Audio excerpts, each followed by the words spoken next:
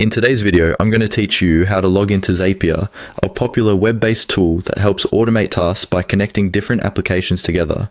Whether you're new to Zapier or just need a quick refresher, this walkthrough will guide you smoothly through the login process.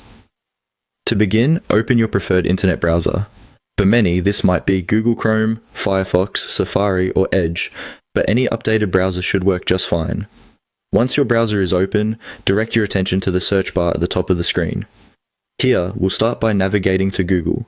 Simply type Google, and if needed, press Enter on your keyboard. This will bring you to the main Google homepage.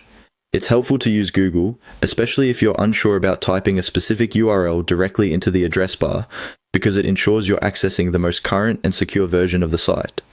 Once on the Google search page, the next step involves typing Zapier into the Google search box. You don't need to worry about including any additional words or phrases. Simply typing Zapier will do the trick. Hit Enter, and in just a moment, you'll see a list of search results. Among the top results, you should find the official Zapier website, usually appearing as zapier.com.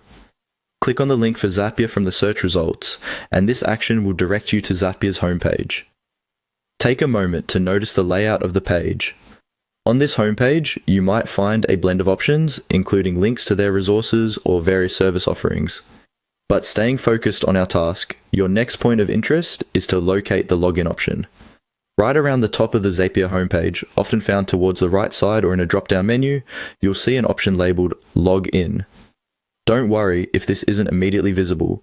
Sometimes it's slightly lower on the page, especially if the homepage design has been updated. Give it a click once you find it. By clicking on Login, you'll be redirected to the Zapier login page.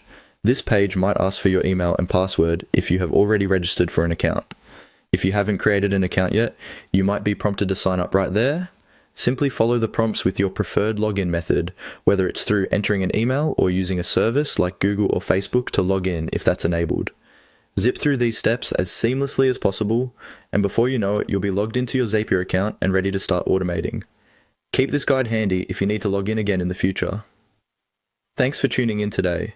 Dive into Zapier and discover how this versatile tool can streamline your workflows and save you time across so many platforms.